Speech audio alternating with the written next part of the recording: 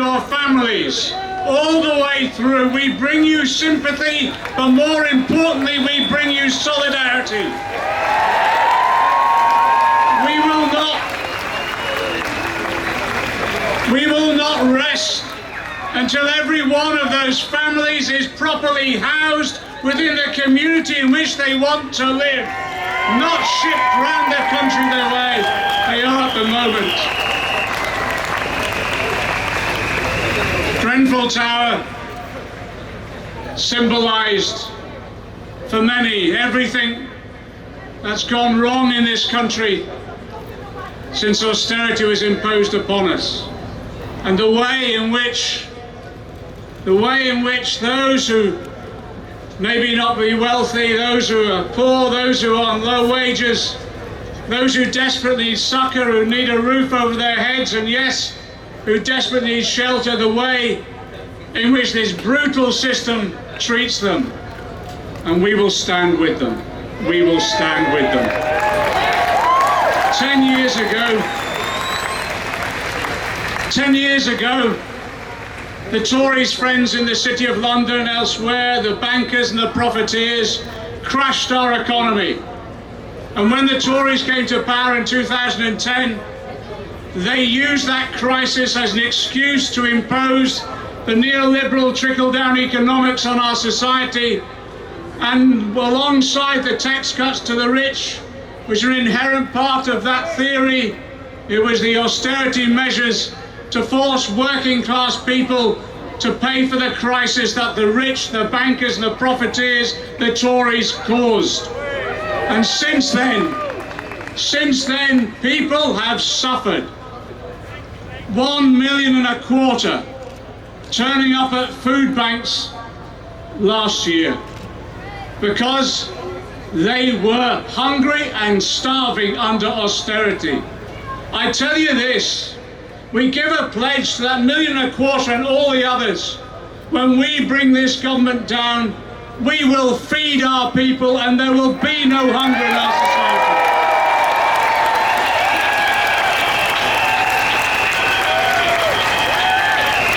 Austerity has meant a housing crisis we've not seen since the Second World War. 70,000 of our children are being brought up in temporary accommodation. Homelessness in this city has doubled under this Tory government.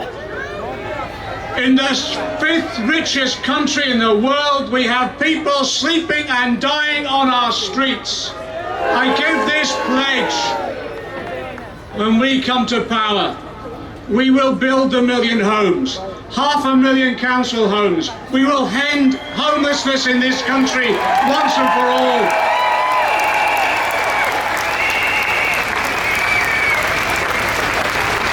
And you talk to any health worker, doctors, nurses, ancillary workers, cleaners, and they'll tell you what it's like in our hospitals and in our surgeries. The numbers being treated on trolleys in our corridors. In recent years, 50,000 operations for children have been cancelled as a result of cuts, but also the privatisation of our NHS. I tell you, when we get rid of May and the Tories, we will end the privatisation of the NHS. We will fund the health service. And I'm sick of every time there's a tragedy, Tory politicians congratulating our firefighters, our police, our health workers, and then cutting their pay. I've had enough of that hypocrisy. So we're saying this. They've cut 10,000 firefighters, we'll give them their jobs back. 20,000 police officers, we'll give them their jobs back. But I tell you, we'll make sure they're properly paid, we'll end the pay cap, and we'll restore trade union rights to protect wages in this country.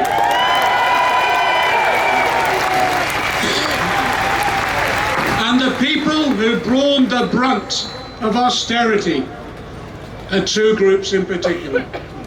80% of the austerity cuts have fallen on women. young women who care, and older women who've retired and who are caring because care has been withdrawn from over 1 million of our fellow citizens. I tell you, we'll introduce budgets which treat women fairly, redress the discrimination that they've suffered, and make sure there is real equal pay in this country. But the other group, the brothers and sisters are here with us at the front. The other group are disabled people. And I tell you this, I was proud to be on every demonstration, every occupation organised by disabled people against the cuts who are heroes and heroines this movement. So when we come to power, I tell you, when we come to power, we will scrap the work capability assessment that has brutalised disabled people. So I say this time and time again, when we come to power. But I want to say this, I want to thank the 13 million people who voted for Jeremy Corbyn's Labour at the last election. Because what you've done, you've pushed back the Tories from implementing the full-scale austerity that they wanted to. Yes, they've done this grubby deal with the reactionary DUP. And I tell you, I don't want to hear any more criticisms of us about magic money trees anymore, because there's one growing outside number 10.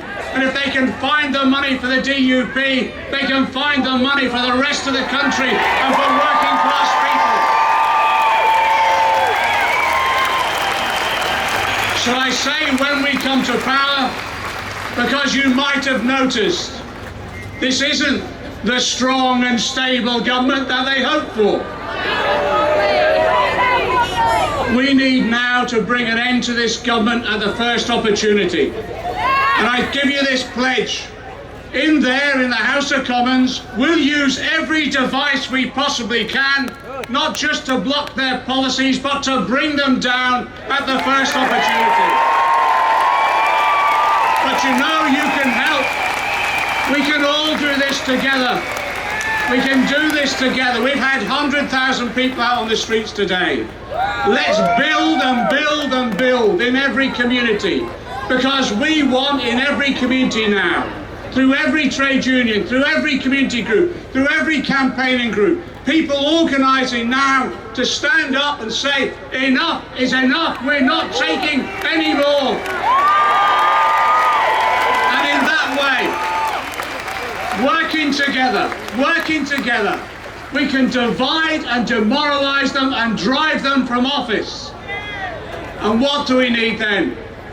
I tell you this, what we need then, not just a Labour government, I want a socialist government under Jeremy Corbyn.